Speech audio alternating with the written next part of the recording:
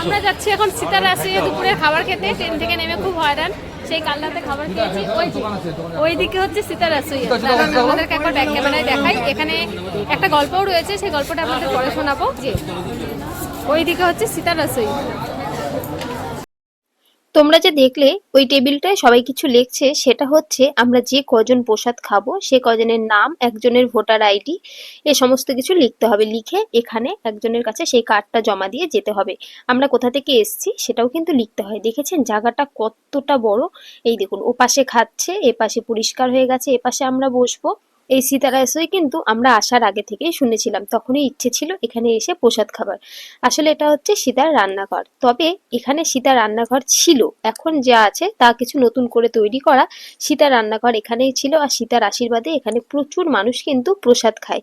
ওই যে বলেছিলাম একটা গল্প আছে, এটাই হচ্ছে সেই গল্প। সীতা যখন বনবাসে যায় তখন এখানে আশীর্বাদ করে গেছিল মা অন্নপূর্ণার আশীর্বাদে যেন কেউ অভুক্ত না থাকে। তখন থেকেই এখানে প্রসাদ খাওয়ানোর রীতি রেওয়াজ চালু হয়েছে, আর সেই রীতি এখনো পর্যন্ত চলছে। তবে নিয়ম কানুন বা আলাদা অন্য কিছুর দিকে পরিবর্তন হলেও প্রসাদ দিকে কোনো পরিবর্তন নেই। এই যে দিয়েছে গজা, দিয়েছে লুচি, ভাত, ডাল, তরকারি, চাটনি, প্রচুর রকমের জিনিস কিন্তু এখানে প্রত্যেকদিন প্রসাদ হিসেবে খাওয়ায় রেখেছে। আর আবার পাঁপড়ও দিয়েছে। সীতার রান্নাঘরে বসে প্রসাদ খাচ্ছি, এই এক অভাবনীয় ব্যাপার। তো যাই হোক, আমাদের প্রসাদ খাওয়া হয়ে গেছে। এখন আমরা যাচ্ছি বালরূপ রামকে দর্শন করতে। যেখানে আমরা প্রসাদ খেলাম ওখানেই একটা সিঁড়ি ছিল, সেই সিঁড়ি দিয়েই কিন্তু উঠে আসতে হয়। আপনারাও চাইলে এখানে এসে প্রসাদ খেতে পারেন। আর এখান থেকে কিন্তু রাম মন্দির দূর থেকে দেখা যায়।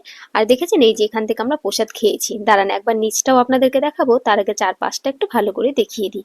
উপরে গিয়ে আপনাদেরকে দূর থেকে রাম মন্দিরটা দর্শন করাবো, সাথে আমিও করব। ওই যে ওই দেখুন দূরে রাম মন্দির, এখান থেকে স্পষ্ট ভাবে দেখা যাচ্ছে। রাম মন্দিরের খুঁটিনাটি বিষয় তোমরা আমার ভিডিওতে পেয়ে যাবে, সেজন্য চ্যানেলটা সাবস্ক্রাইব করে রাখতে পারো।